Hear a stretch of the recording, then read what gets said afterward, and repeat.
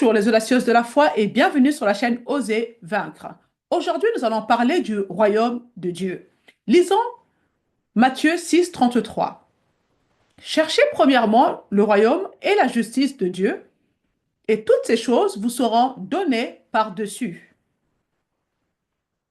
Tout enfant de Dieu connaît ce passage ou a déjà entendu parler de ce passage. Mais qu'est-ce que le royaume de Dieu? Voici ce qui se passe en général. Nous arrivons dans une église. Nous entendons l'évangile qui fait naître la foi en nous, et puis on nous conduit à la confession de foi en passant par le baptême des eaux. Donc, ce qui se passe, c'est ce qu'on appelle la nouvelle naissance. Vous êtes transféré dans le royaume du Fils du Dieu vivant, selon Colossiens 1,13. Mais ensuite, que se passe-t-il? En général, on ne sait pas grand-chose déjà de ce qui s'est produit comme changement lors de la nouvelle naissance. Et nous n'avons pas d'informations ni d'explications concernant le royaume dans lequel nous avons été transférés. Alors, comment fonctionne ce royaume? Qu'est-ce que c'est ce royaume? Aucune explication. Je pourrais même dire, en gros, débrouille-toi à vivre dans ce nouveau royaume. En général, c'est ce qui se passe. L'Église se réjouit de conduire les gens à la nouvelle naissance. Mais ensuite, il n'y a pas d'explication. Vous ne savez pas comment fonctionne ce royaume. Vous ne savez pas vraiment qu'est-ce que c'est que ce royaume. Donc, pas étonnant que beaucoup de chrétiens soient remplis de frustration dans le cœur durant leur marche chrétienne. Et personnellement, je suis passée par là.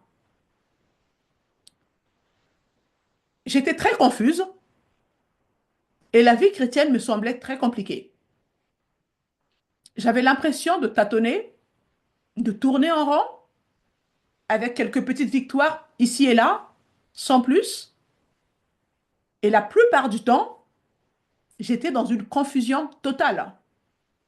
Et le vieil homme qui est censé être crucifié lors du baptême, lors de notre nouvelle naissance, me rattrapait dans certaines situations. Et c'est là où je me posais les questions, mais en fait, entre qui j'étais avant et qui je suis devenue, je ne vois pas la différence, en fait. J'ai les mêmes galères, il n'y a rien véritablement qui a changé dans ma vie. Vous voyez, j'étais à ce point-là. Je me retrouvais dans une situation semblable. Pourquoi? On ne m'a jamais expliqué ce qui s'était passé lors de la nouvelle naissance. On m'a jamais donné d'explication sur le royaume où j'ai été transféré. Donc, que vous soyez né de nouveau ou pas, comprenez qu'il existe des lois spirituelles qui régissent votre vie. Étant devenu une nouvelle création en Christ, vous avez été transféré dans le royaume, celui du Fils du Dieu vivant. Mais il existe des lois qui régissent ce royaume. Vous devez donc connaître, comprendre l'existence de ces lois afin de coopérer avec elles et en tirer des bénéfices. Plus nous connaissons les lois spirituelles de Dieu, plus nous pouvons coopérer avec elles et tirer les bénéfices de la vie du royaume de Dieu ici et maintenant. La Bible déclare que nous sommes citoyennes des cieux. Et pourtant, beaucoup vivent encore dans la tristesse, dans la dépression, dans la maladie, dans la pauvreté. Bref, tout ceci ne fait pas partie du royaume de Dieu.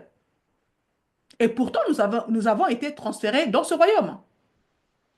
Donc la question est, pourquoi les enfants de Dieu vivent ces choses malgré ce transfert qui a eu lieu? Puisque dans le royaume de Dieu, il n'y a pas de maladie. Dans le royaume de Dieu, il n'y a pas de pauvreté. Dans le royaume de Dieu, toutes ces choses négatives que nous vivons dans ce monde n'existent pas dans le royaume où nous avons été transférés. Alors pourquoi les enfants de Dieu vivre ces choses, malgré le transfert qui a eu lieu. La raison en est que, dans la grande majorité des cas, nous n'avons pas connaissance de l'existence de ces lois. Cela n'est pas enseigné.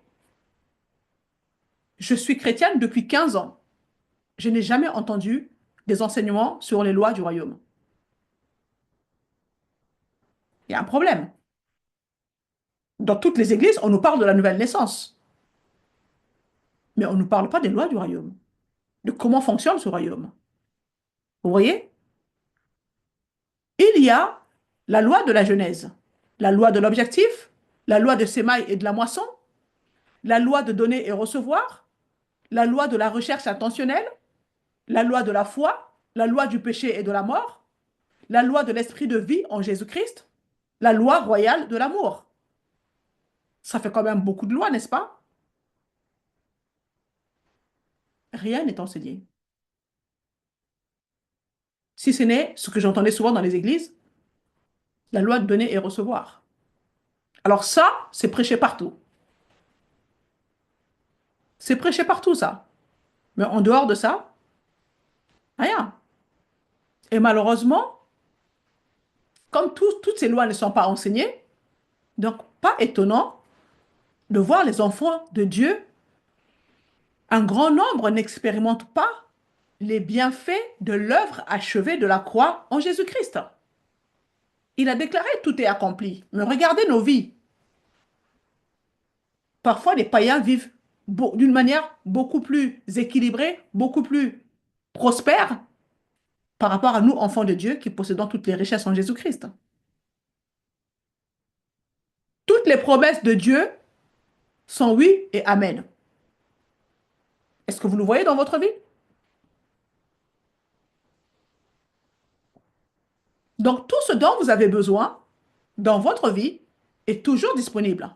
Rien n'a changé. Parce qu'en effet, Dieu est le même hier, aujourd'hui et éternellement.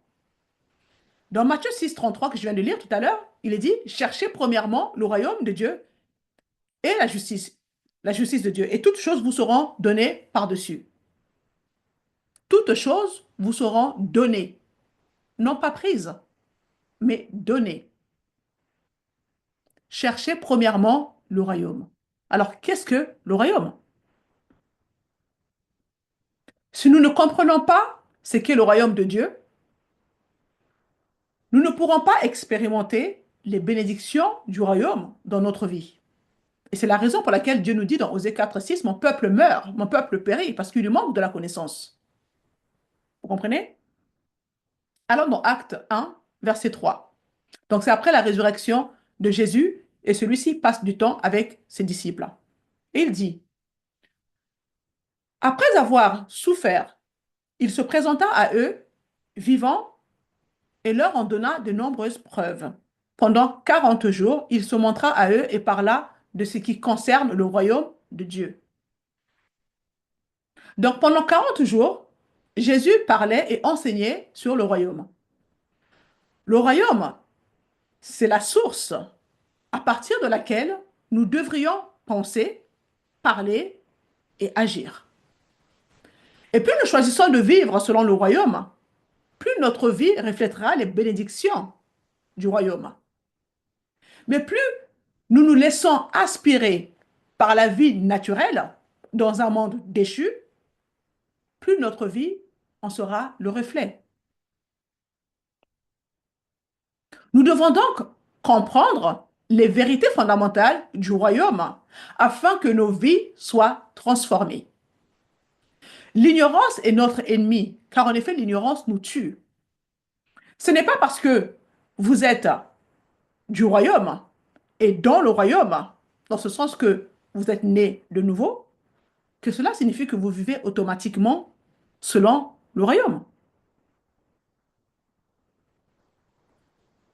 Vous pouvez donc être dans le royaume et passer complètement à côté de la vie du royaume, à côté des promesses du royaume, à côté du potentiel du royaume dans votre vie. Pourquoi? Parce que vous n'en avez pas connaissance. Et pourtant, vous êtes né de nouveau. et vous devriez vivre dans les bénédictions du royaume. Mais ce n'est pas le cas. Donc, il y a beaucoup de gens qui sont venus au Seigneur. Moi, j'ai déjà entendu des personnes qui sont venues me voir à la chambre de guérison qui me disent, ben, moi, je suis né de nouveau depuis 30 ans. Mais quand j'écoute les requêtes de prière, au secours, il n'y a pas de victoire dans leur vie. Il n'y a pas de victoire.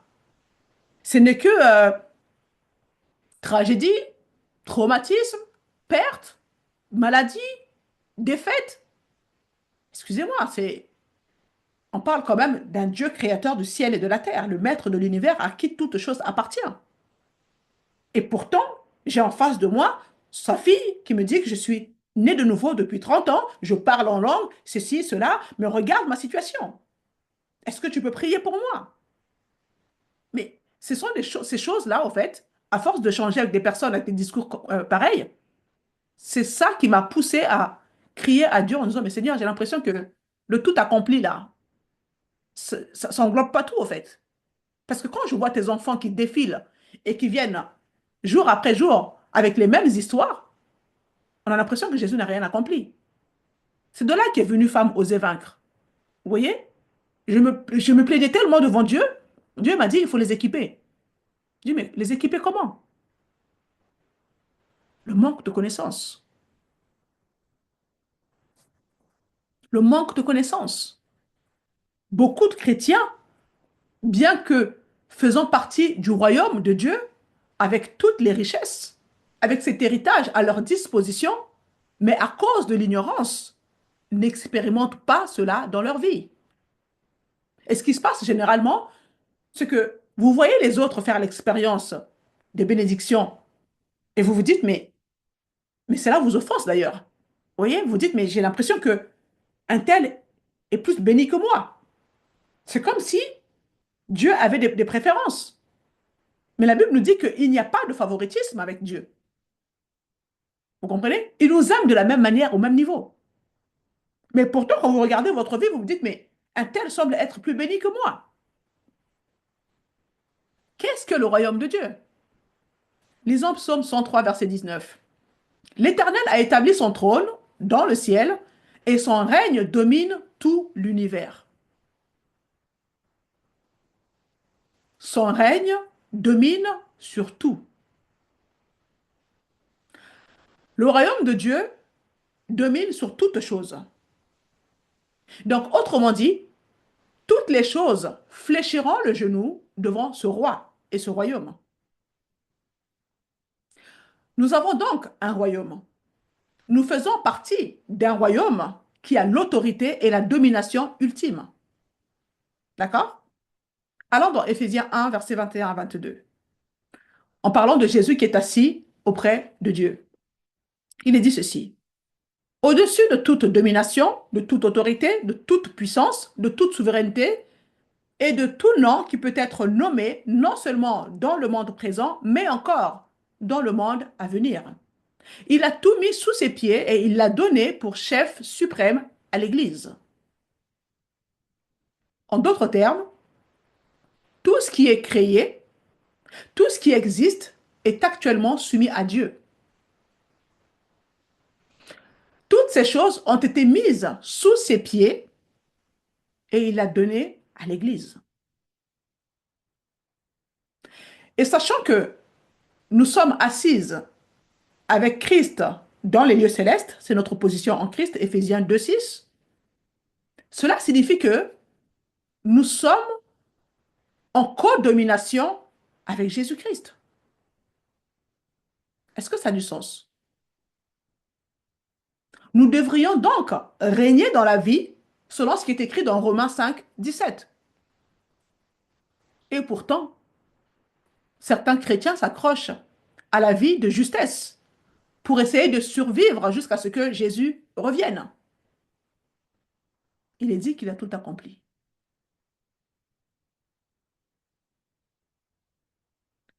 Il est écrit que nous devons étendre le royaume. Nous devons co-régner avec lui sur les puissances des ténèbres. Jésus est venu détruire les puissances des ténèbres. Cela signifie que nous devrions également faire la même chose. Vous le voyez dans votre vie? Lisons Philippiens 2, versets 9 à 10. C'est aussi pourquoi Dieu l'a élevé à la plus haute place et lui a donné le nom qui est au-dessus de tout nom, afin qu'au nom de Jésus, chacun plie le genou dans le ciel, sur la terre et sous la terre. Tout ce que vous pouvez nommer, tout ce qui porte un nom, comprenez qu'il y a un nom au-dessus. Il y a un nom au-dessus du cancer. Il y a un nom au-dessus de la maladie qui vous a été diagnostiquée. Il y a un nom au-dessus de trois petits points. Vous pouvez maintenant compléter la liste de tout ce qui vous attaque. Vous me suivez? Afin qu'au nom de Jésus, toute chose ayant un nom fléchisse le genou. Les choses dans le ciel, sur la terre et sous la terre. Tout ce qui porte un nom doit fléchir les genoux devant Jésus. Parce qu'il a reçu le nom qui est au-dessus de tous les noms. Nous devons donc savoir comment vivre dans ce royaume. C'est vraiment très important, mes sœurs. Lorsque quelque chose essaie de m'attaquer, je dois savoir que j'ai un nom qui est au-dessus de tout autre nom. Le nom de Jésus est votre partage, c'est notre partage. Nous avons un nom qui est au-dessus de tous les noms. Donc, quelle que soit la situation qui vous fait pleurer aujourd'hui, comprenez que cette situation qui porte un nom doit fléchir les genoux. Parlez à votre montagne. N'allez pas parler à Dieu de votre montagne. Amen. Parlez à votre montagne. Parce que, quelle que soit cette montagne qui porte, quel que soit son nom, cette montagne doit s'aplanir devant vous. Vous avez un nom qui est au-dessus de tous les noms. Il ne s'agit pas d'une simple doctrine. Cela doit être une révélation à l'intérieur de nos esprits. Lisons 1 Pierre chapitre 3, 22. Qui est monté au ciel, a reçu la soumission des anges, des autorités et des puissances et se trouve à la droite de Dieu. Et nous sommes assises avec lui dans le lieu de codomination. Jésus est assis à la droite du Père. Et nous sommes également assises avec Christ dans le lieu céleste. Nous sommes dans une position de codomination. Amen. Donc ce royaume a donc un roi. Il faut faire une distinction entre la domination et le contrôle. Quand je parle de règne, je veux dire par là que le royaume règne sur tout, mais ne contrôle pas tout. Il y a beaucoup de fausses doctrines à ce sujet concernant la souveraineté de Dieu. Dieu ne contrôle pas tout. Amen. En d'autres termes, il y a une différence entre régner et contrôler. Le règne établit les paramètres de ce qui peut être une vie bénie ou les conséquences d'une vie charnelle. OK? Mais le contrôle dépend de vous. Dans ce sens que tout le monde a le libre arbitre. Vous pouvez prendre des décisions qui coopèrent avec le royaume de bénédiction de Dieu, ou vous pouvez prendre aussi des décisions totalement indépendantes de Dieu et vous en subirez les conséquences. Donc, de la même manière que le gouvernement a établi des règles de circulation en ce qui concerne le code de la route, mais c'est à vous de décider de les respecter ou non. Le gouvernement ne va pas vous obliger à respecter la vitesse indiquée sur les panneaux. Si vous ne les respectez pas, à un moment donné, il y aura des conséquences. C'est la même chose dans le royaume. Il y a donc une différence entre établir les paramètres et le contrôle. Dieu ne contrôle pas tout. Malheureusement, j'entends souvent cette phrase dans la bouche de beaucoup d'enfants de Dieu, Dieu est au contrôle. Il n'est pas au contrôle de tout. C'est un mensonge du diable. Vous vous laissez dans cette passivité spirituelle et attendre. Vous ne faites rien, vous vous dites que Dieu est au contrôle, donc j'attends la manifestation de Dieu. Non, Dieu ne contrôle pas tout. J'ai déjà fait une vidéo là-dessus concernant la souveraineté de Dieu. Je vous invite à revoir la vidéo. Il ne contrôle pas tout. Dieu n'est pas un dictateur, hein. Amen. Nous avons donc un royaume qui a un règne, et à l'intérieur de ce règne, il y a le potentiel pour chaque enfant de Dieu. Mais nous pouvons choisir de l'ignorer ou simplement parce que nous sommes ignorantes, alors généralement, on en subit les conséquences. Et nous nous disons, mais je ne comprends pas pourquoi ça ne marche pas. Mais où est Dieu? Nous ne coopérons pas avec les lois du royaume. Nous n'avons pas connaissance des lois du royaume. On nous a balancés en quelque sorte dans un royaume. OK, bah, débrouille-toi. Vis comme ça, cherche. Tu dois survivre en quelque sorte. Vous voyez, c'est un peu. Moi, j'ai vécu avec beaucoup de frustration dans ma marche chrétienne, hein. Les 5 premières années, c'était. Il n'y a même pas de mots. Il n'y a pas de mots. S'il n'y a pas de mots, c'était difficile. La vie chrétienne était très compliquée. Vous devez apprendre comment on fait les choses dans le royaume, sinon vous allez vous heurter à toutes sortes de choses et vous vous poserez des questions, mais des questions qui vont vous pousser à vous dire, mais avoir cette théologie du genre, mais oui, mais c'est peut-être la volonté de Dieu que je passe par là. Peut-être que Dieu veut m'enseigner quelque chose dans cette situation. Vous voyez, c'est enfin, cette théologie qui vous pousse à croire que Dieu utilise par exemple la maladie pour vous enseigner quelque chose. Ou il utilise la maladie pour se glorifier, par exemple. Toutes ces bêtises, ces mensonges du diable, on finit par les accepter parce qu'au fait, nous n'avons pas connaissance du fonctionnement des lois du royaume où nous avons été transférés. Et le diable, il en profite. Il vient vous injecter des pensées totalement erronées pour vous faire croire que, ben non, mais cette situation-là, c'est normal. C'est la volonté de Dieu pour toi. Tu devrais l'accepter. Pourquoi te battre? Dieu veut se glorifier. Vous comprenez? C'est un mensonge. Dieu ne l'a pas permis.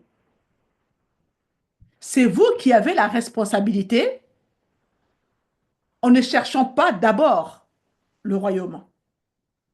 Donc le royaume devrait être la première chose dans nos cœurs et dans nos pensées. La façon dont le royaume fonctionne devrait être quelque chose que nous recherchons constamment, continuellement. Dans quel royaume vivez-vous? Allons dans Colossiens 1,13. Il nous a délivrés de la puissance des ténèbres et nous a transportés, dans certaines versions c'est marqué transférés, dans le royaume de son Fils bien-aimé. Nous avons été transportés ou transférés. Au moment où vous êtes né de nouveau, vous avez changé de royaume, vous avez changé de citoyenneté, vous avez changé de domiciliation, si je peux dire ça, mais la plupart d'entre nous n'en avaient aucune idée. Parce que très peu d'églises vous expliquent ce que c'est la nouvelle naissance. Si ce n'est, OK, baptise-toi, reçois le Seigneur Jésus dans ton cœur, et ensuite tu seras sauvé. Tu as l'assurance d'avoir la vie éternelle, de ne pas aller en enfer. C'est tout. C'est tout. Mais dans la mesure où nous commençons à découvrir notre nouvelle citoyenneté, dans notre nouveau royaume, nous pouvons commencer à apprendre le fonctionnement du royaume et commencer à marcher dans les avantages de ce royaume. Mais cela nécessite d'avoir les yeux spirituels ouverts.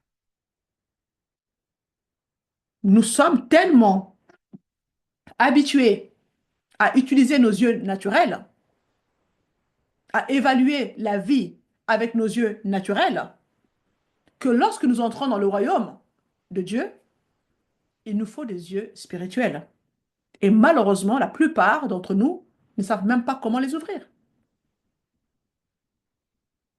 Est-ce que vous me comprenez? Voilà pourquoi il y a tant de frustration chez beaucoup de chrétiens. Nous passons donc à côté des avantages du royaume parce que nous évaluons toutes choses de manière logique. Nos vies, c'est vraiment triste, ça. Nous utilisons nos yeux naturels pour évaluer notre vie malgré la nouvelle naissance. Vous voyez? Les yeux que nous utilisons dans le monde, c'est ces mêmes yeux que nous utilisons dans le monde spirituel. Plutôt que d'apprendre à voir les choses avec les yeux de Dieu.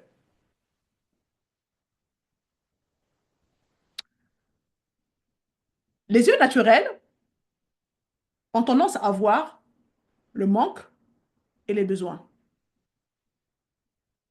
On se focalise sur le manque et les besoins. Avec les yeux spirituels, vous pouvez voir le potentiel. Voici toutes choses sont devenues nouvelles, n'est-ce pas? C'est ce que nous lisons dans 2 Corinthiens 5, 17 lors de la nouvelle naissance. Les choses anciennes sont passées. Voici toutes choses sont devenues nouvelles. Donc, l'avenir est nouveau. Amen. Donc, vous pouvez voir des récoltes. Vous pouvez voir un avenir. C'est la vie dans le royaume. Les yeux du royaume voient le potentiel de ce que l'on a plutôt que de voir les limites de ce que nous avons. Il s'agit de voir le potentiel de la grâce de Dieu en vous plutôt que de voir les limites de votre éducation et de vos antécédents. La pensée du royaume est complètement différente de la pensée du monde. Le langage du royaume est totalement différent du langage du monde.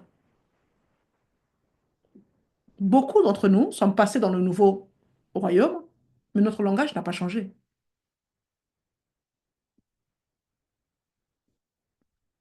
Vous pouvez dire dans quel royaume vous vivez par la façon dont vous parlez. Il y a des gens qui passent leur temps à se plaindre en permanence. Des gens qui se plaignent sans cesse, toujours dans le négatif. Pas d'espérance. Ce n'est pas le langage du royaume. Si vous parlez sans cesse du diable, des démons qui m'attaquent, des démons qui font ceci, les sorciers font ceci, les sorciers font cela, vous êtes dans le royaume de Satan. Vous n'êtes pas dans le royaume de Dieu. Vous devez sortir de là. Dans le royaume où vous avez été transféré, il n'y a pas de démons. Ne vous préoccupez pas de démons. Amen. Le plus grand habite en vous. Pourquoi passer votre temps à vous focaliser sur les démons et les sorciers? Quand vous ne savez pas qui vous êtes, vous passez votre temps à vous préoccuper de ces choses.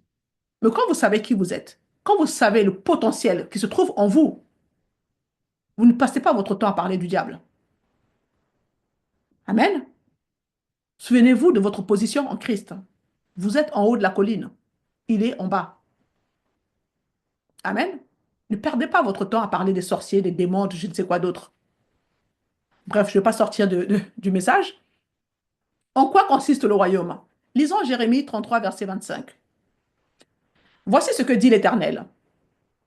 Si je n'avais pas établi les règles, dans certaines versions, c'est marqué mon alliance, avec le jour et avec la nuit,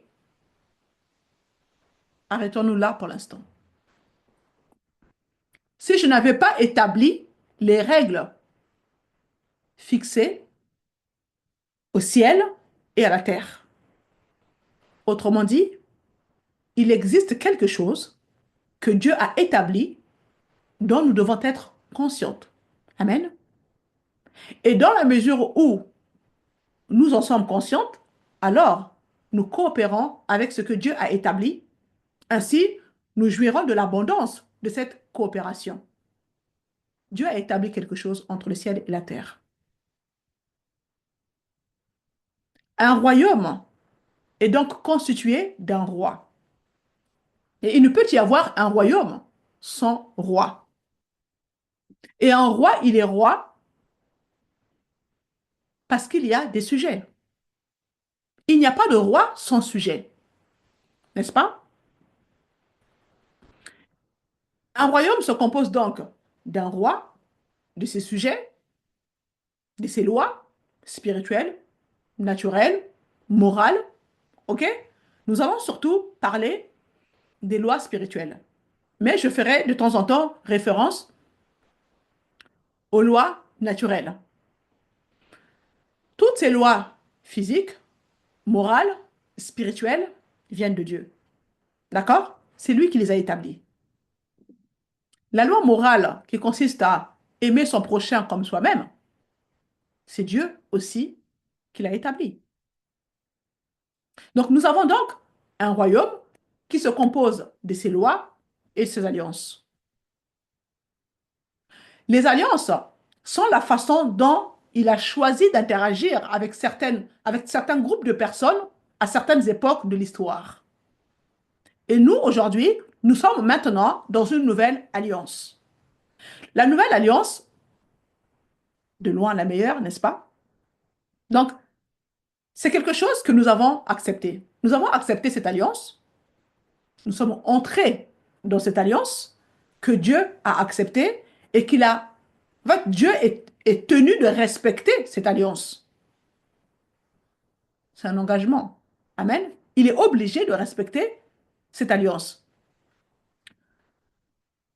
Il est le, il est le roi, nous sommes ses sujets, il nous a offert l'entrée, l'accès à ce royaume, et nous avons dit oui à Jésus, oui à la nouvelle alliance.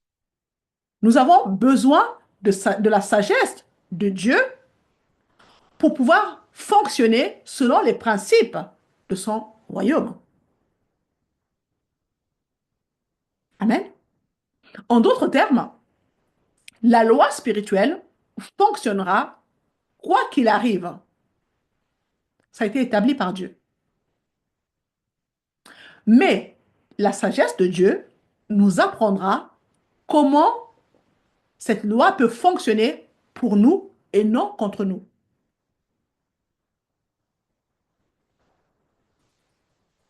C'est pas pour rien que Dieu nous a donné le Saint-Esprit, hein.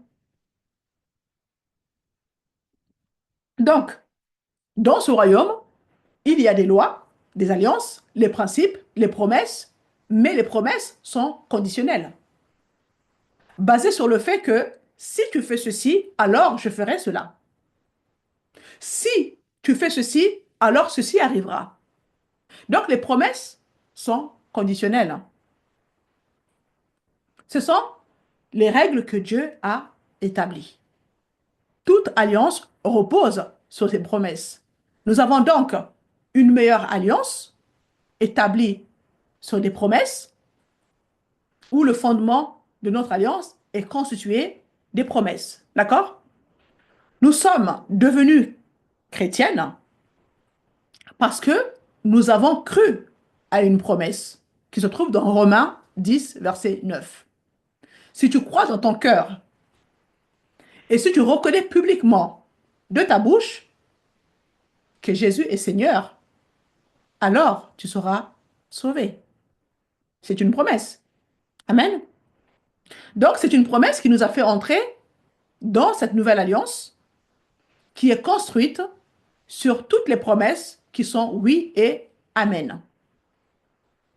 Ainsi, le royaume est constitué de ces promesses par lesquelles nous avons la possibilité de choisir celles, s'il y en a, que nous voulons activer dans notre vie. Donc, des lois, des alliances, des principes, des promesses, des proclamations. La chose que Dieu a décrétée se produira. Par exemple, lorsqu'il dit que Jésus reviendra, c'est une proclamation ou une prophétie, si vous voulez, mais cela se produira. Amen. Nous avons donc une alliance qui est basée sur des promesses. Nous avons des principes de sagesse sur la façon de marcher dans ces lois et tout cela de la manière la plus bénéfique possible. Il nous faut la sagesse de Dieu pour cela. Parce que la sagesse de ce monde devant Dieu est une folie. Amen. Nous avons aussi les choses que Dieu a proclamées, décrétées ou déclarées qu'elles se produiraient et qui ne relèvent pas de notre domaine d'influence. C'est son choix. Il est donc important pour nous de savoir, de se souvenir de toutes ces choses à chaque fois que l'épreuve arrive. Parce que lorsqu'une épreuve arrive, souvent, il y a une loi spirituelle derrière. Et comme nous n'avons pas connaissance de ces lois, tout ce que nous faisons, c'est nous lamenter, c'est nous plaindre. Mais Dieu m'a oublié. Mais Dieu me fait subir ceci, Dieu me fait subir cela. Il y a une loi spirituelle qui agit, que Dieu a établie. N'ayant pas connaissance du fonctionnement de cette loi, on est heurté à cela et nous en subissons les conséquences. Mais ce n'est pas Dieu qui est à l'origine de nos malheurs. Vous comprenez? Une loi spirituelle, une vérité éternelle qui régit la création et établit l'ordre dans les fondements de la vie a le même impact sur tout le monde. Voilà la réalité. La loi naturelle a le même impact sur tout le monde. Ainsi, la loi naturelle de la gravité, elle est réelle pour tout le monde. Et la Terre entière conçoit tout en tenant compte de la loi de la gravité. Même les avions sont conçus avec la loi de la gravité. Ça s'applique à tout le monde. Amen. Nous avons donc des lois qui fonctionnent pour tout le monde. Et ce qui est triste, c'est que bien souvent, les incroyants marchent davantage dans les bénédictions des lois que Dieu a établies. Vous avez entendu? Parce que les croyants n'en ont pas connaissance. Ils n'en ont pas connaissance. Mais les incroyants, parfois, sont heurtés à ces vérités et comprennent le fonctionnement. Et du coup, cela fonctionne dans leur vie. Après, on est étonné de dire, mais c'est bizarre. Eux, ils n'ont pas le Seigneur, mais pourtant leur vie semble être meilleure que la nôtre. Ils ont compris le fonctionnement des lois spirituelles que vous n'avez pas saisi. Dieu est juste avec tout le monde, hein. Ils n'ont pas de relation, certes, avec Dieu. Ils finiront certainement en enfer, oui, s'il n'y a pas de repentance en cours de route. Mais, en entendant, ils bénéficient des bénédictions des lois spirituelles que Dieu a établies. Parce qu'ils en ont pris connaissance. Mais vous, vous êtes dans le nouveau royaume et vous ignorez totalement les lois du royaume. Ce n'est pas une injustice. Et ça, au début, même moi, je ne comprenais pas. Je voyais beaucoup d'incroyants autour de moi qui avaient une vie, mais bien stable. Et je me disais, mais comment ça se fait? Et il y a beaucoup de chrétiens qui courent partout en disant, pourquoi Dieu a-t-il permis que cela m'arrive? Pourquoi Dieu ne me bénit-il pas comme un tel? Eh bien, c'est parce que vous ne coopérez pas et vous ne marchez pas dans les lois spirituelles que Dieu a établies. Et ces lois devraient être à votre avantage. Mais sans la sagesse de Dieu, sans avoir la compréhension de votre alliance, tout cela, vous l'ignorez et donc vous en subissez les conséquences et vous souffrez. Mais ce n'est pas Dieu qui vous fait souffrir. Ce n'est pas Dieu. Nous avons des lois spirituelles dans le royaume où nous avons été transférés. Mais nous n'avons pas connaissance de ce royaume, de ces lois. Et nous ne savons même pas comment ça fonctionne. Dieu nous dit dans Jérémie chapitre 33, les règles fixées au ciel et à la terre.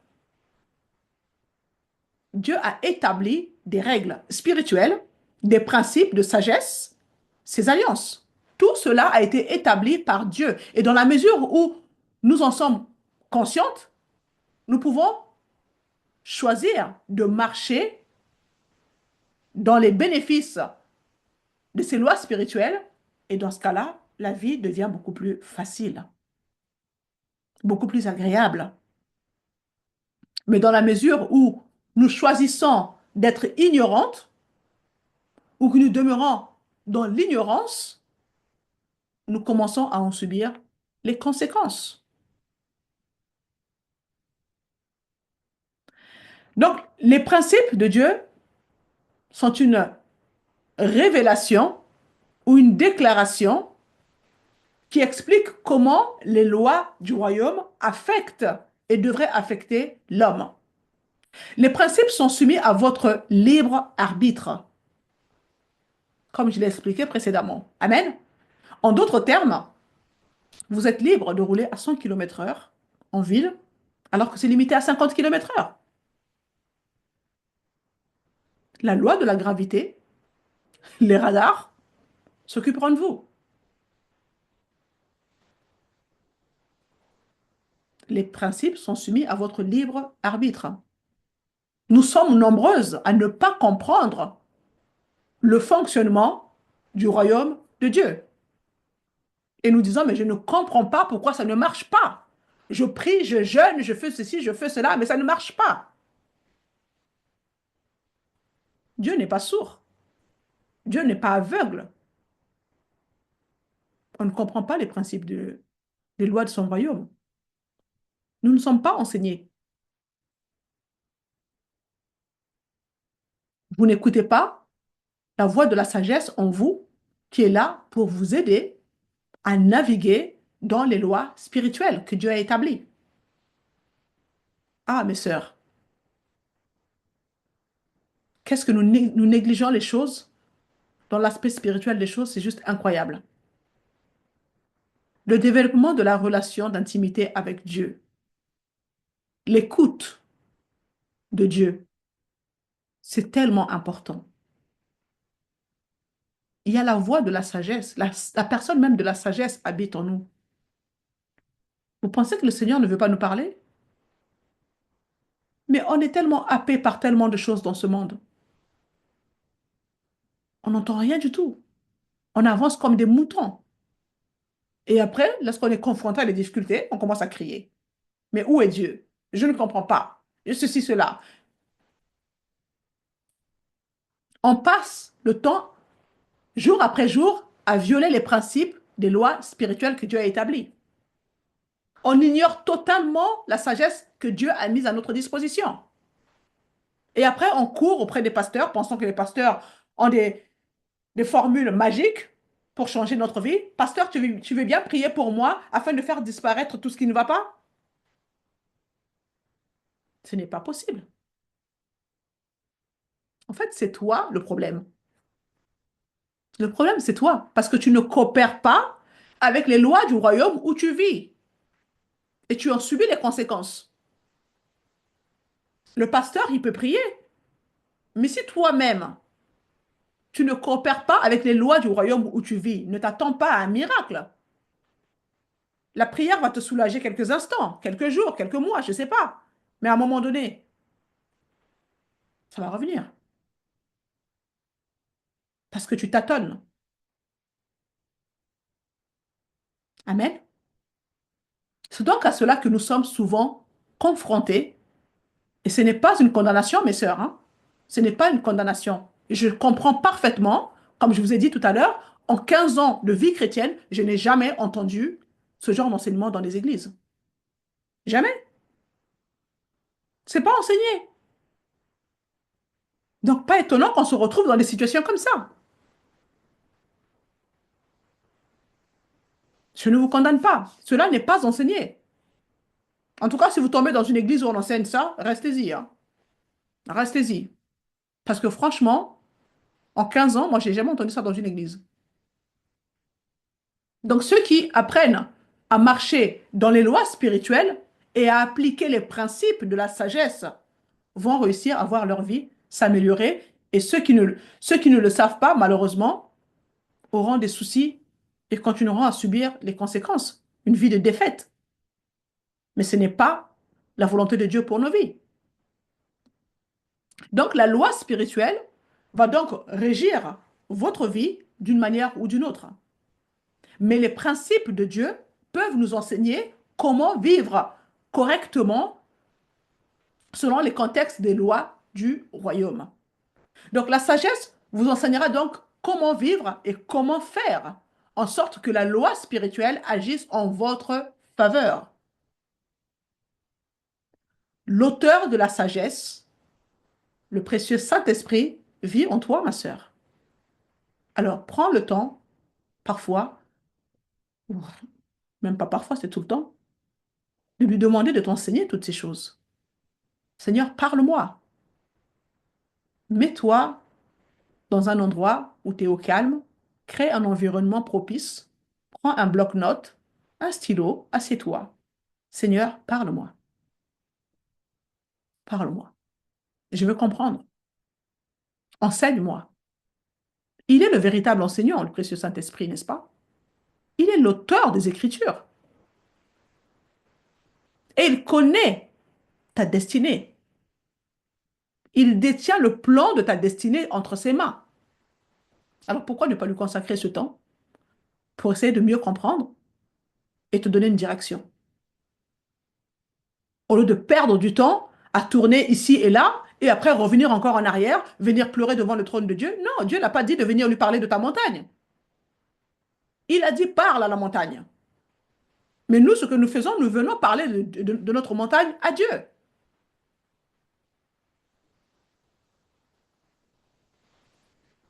Il y a des règles qui sont établies entre le ciel et la terre. Nous devons prendre connaissance de cela et demander la sagesse de Dieu pour marcher dans les bénéfices de ces règles. Amen. Si on ne le fait pas,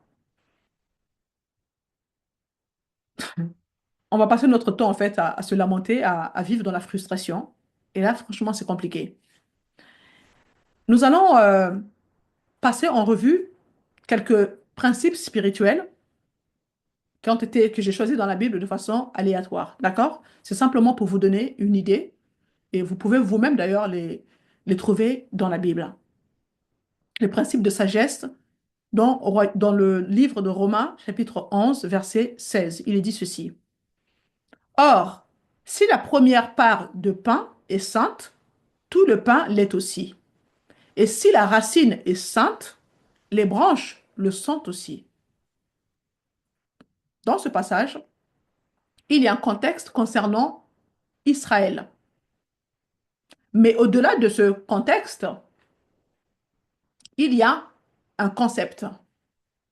Il s'agit de la loi de la Genèse, selon laquelle toute chose se reproduit selon son espèce. Tout a un commencement et la source du commencement, la source de la semence qui donne naissance à quelque chose va déterminer la nature de la récolte de cette chose. C'est un principe puissant parce que beaucoup de gens ne comprennent pas pourquoi ils récoltent de mauvaises choses. C'est tout simplement parce que le début était mauvais. La graine qui a donné naissance à la chose dans laquelle vous êtes actuellement, quelle que soit la chose, si elle n'est pas pure, si elle n'est pas sainte, si elle n'est pas de Dieu, elle ne produira pas de bons fruits. C'est la loi de la Genèse. Les relations qui commencent par un mauvais départ, par un départ impur, se terminent mal, à moins qu'il n'y ait la repentance et la restauration en cours de route. Donc, tout ce que nous faisons a un début. La façon dont les choses ont commencé est la nature de ce que nous allons récolter à la moisson. C'est le principe de la sagesse. Allons dans Galates 4, verset 1. Voici ce que je vais dire. Aussi longtemps que l'héritier est un enfant, il ne diffère en rien d'un esclave, quoiqu'il soit le maître de tout. Le concept derrière ce verset est le suivant. Si vous êtes né de nouveau et que vous êtes assise avec Christ dans les lieux célestes, si vous ne grandissez pas, si vous ne mûrissez pas,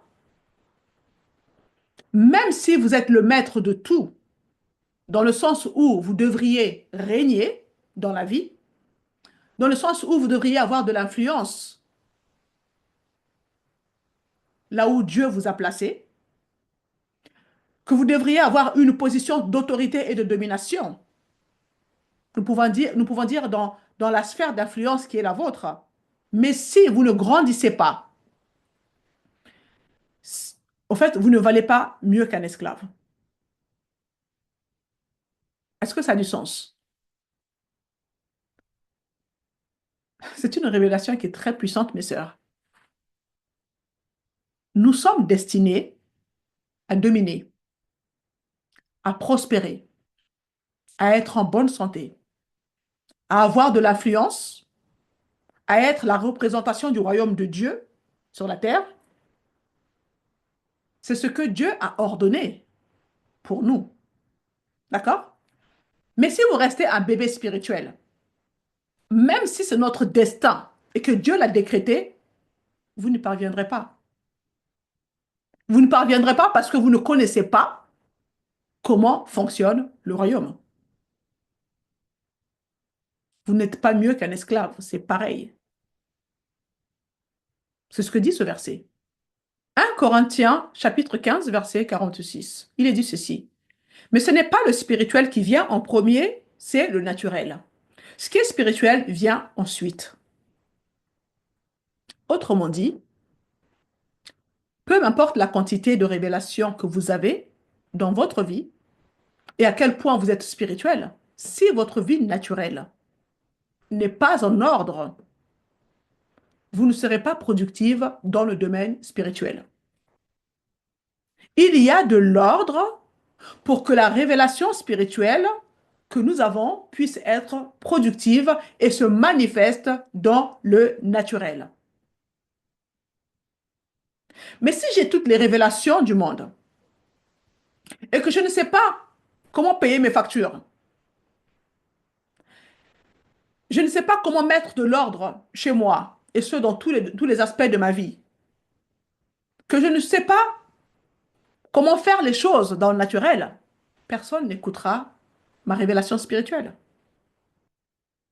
Il y a énormément de choses dans le naturel. Le chaos ou le désordre est le terreau de la créativité. Lorsqu'il y a du chaos, quelqu'un aura l'idée d'apporter la créativité. Mais une fois que l'idée a été émise, elle doit être maintenue et l'ordre doit être établi pour qu'il y ait de la productivité. Le chaos est l'environnement de la créativité, mais l'ordre est l'environnement de la productivité. Les idées viennent du chaos, mais la productivité vient une fois que quelque chose a été inventé, conçu ou pensé. Il faut alors le préserver, et le meilleur environnement pour cela, bien évidemment, c'est l'ordre.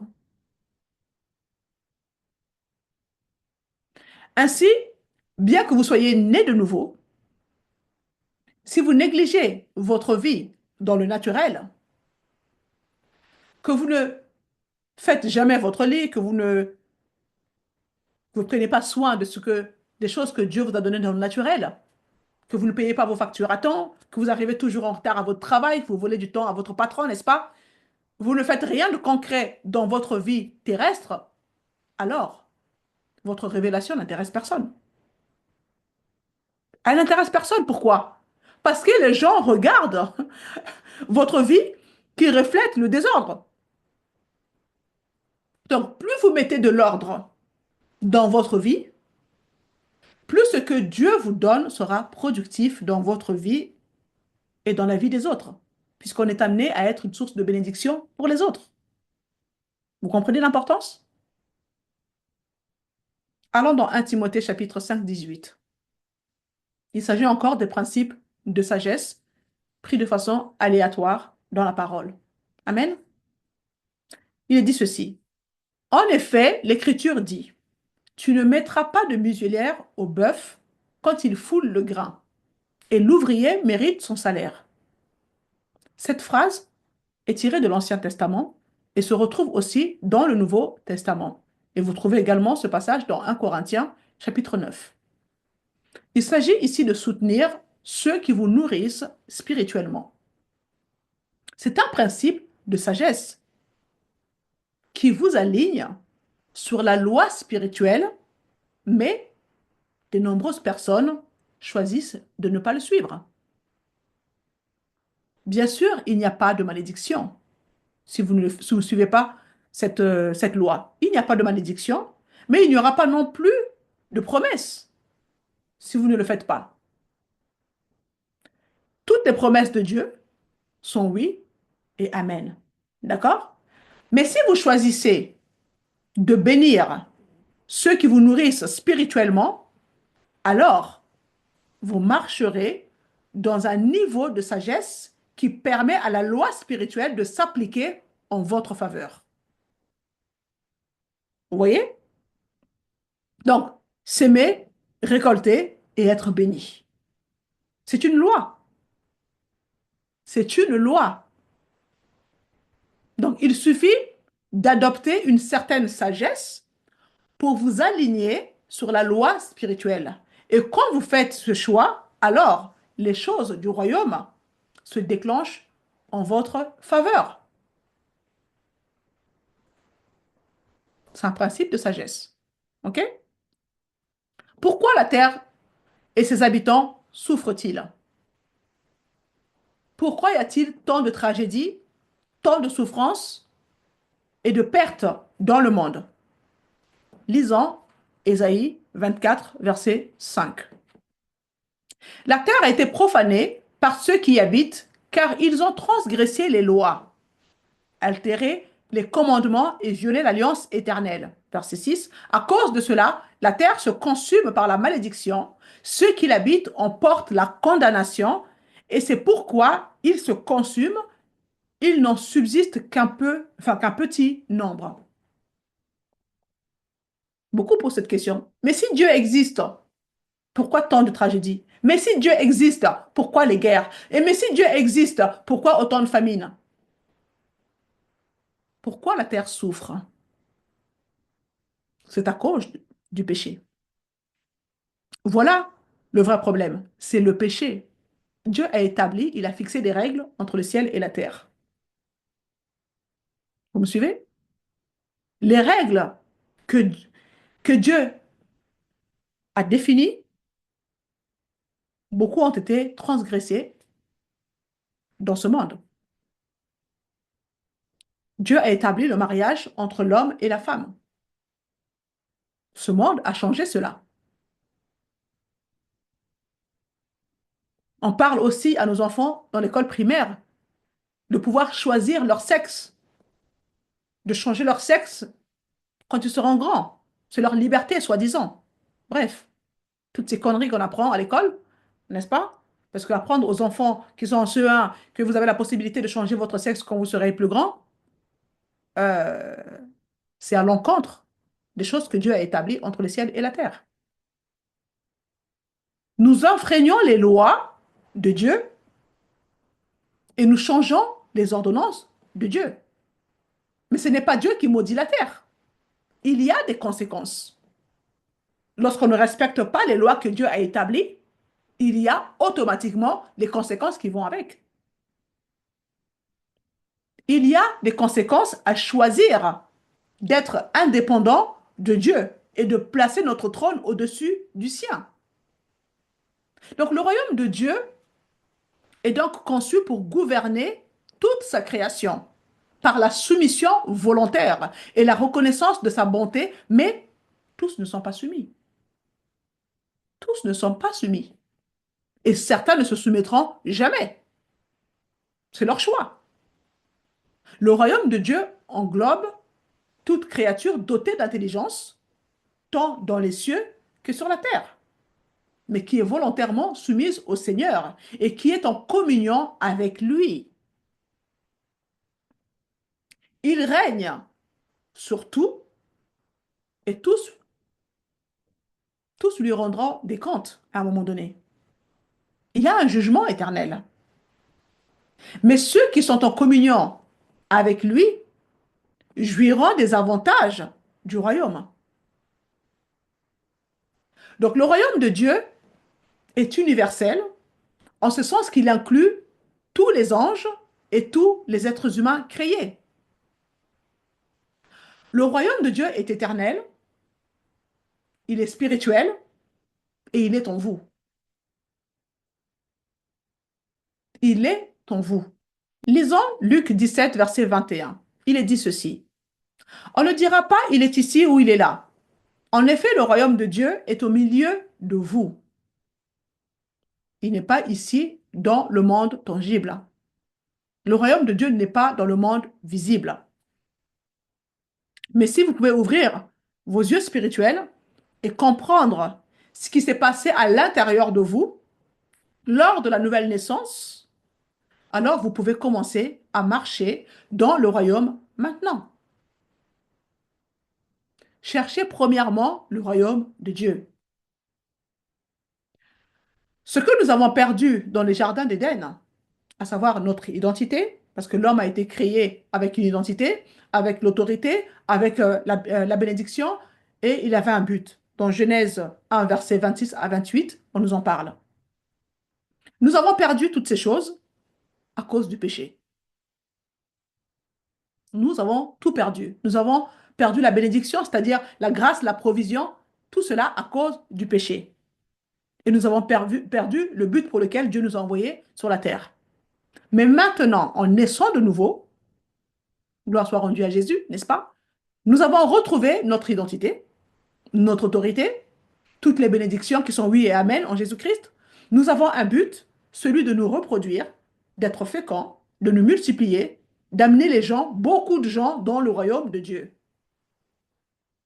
Parce que Dieu veut que tous soient sauvés.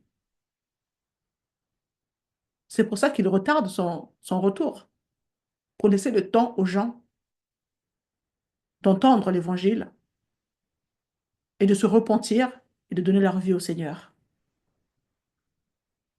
Amen. Tout a été renouvelé pour nous. Mais le royaume de Dieu est à l'intérieur des croyants. Le royaume de Dieu est une relation. Jean chapitre 3, il est dit, il faut naître de nouveau.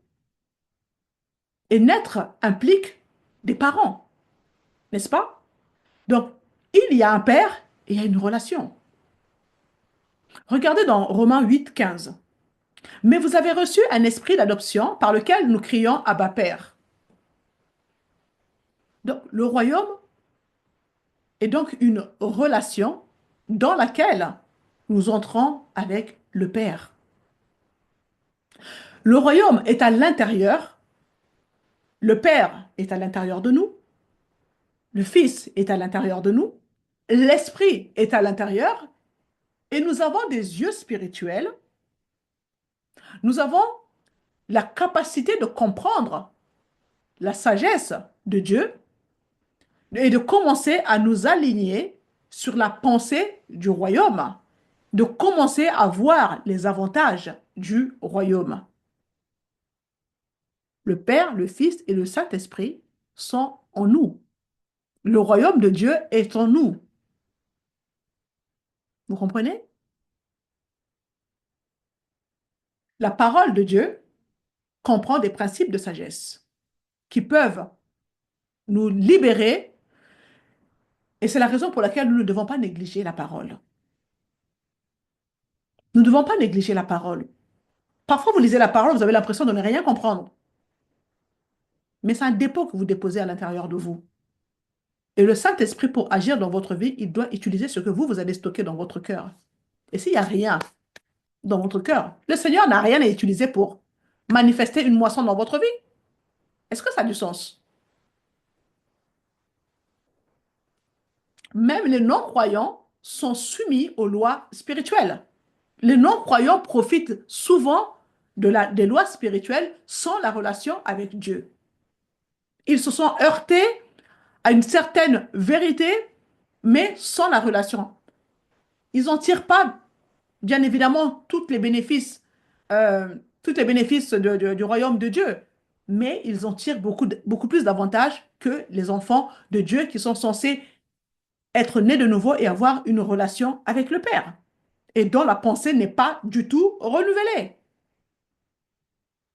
Jusqu'à présent, j'entends encore des chrétiens dire que avec une simple prière, Dieu peut renouveler totalement notre pensée. Mais c'est faux. Ça ne se passe pas comme ça. C'est pas en recevant une prière que votre pensée sera renouvelée. C'est pas automatique. Vous devez vous impliquer là-dedans. Vous devez vous engager dans dans ce travail. Mais c'est pas automatique. Ce serait trop facile sinon. La Bible dit que nous devons annoncer aux gens que le royaume de Dieu, le royaume des cieux est proche.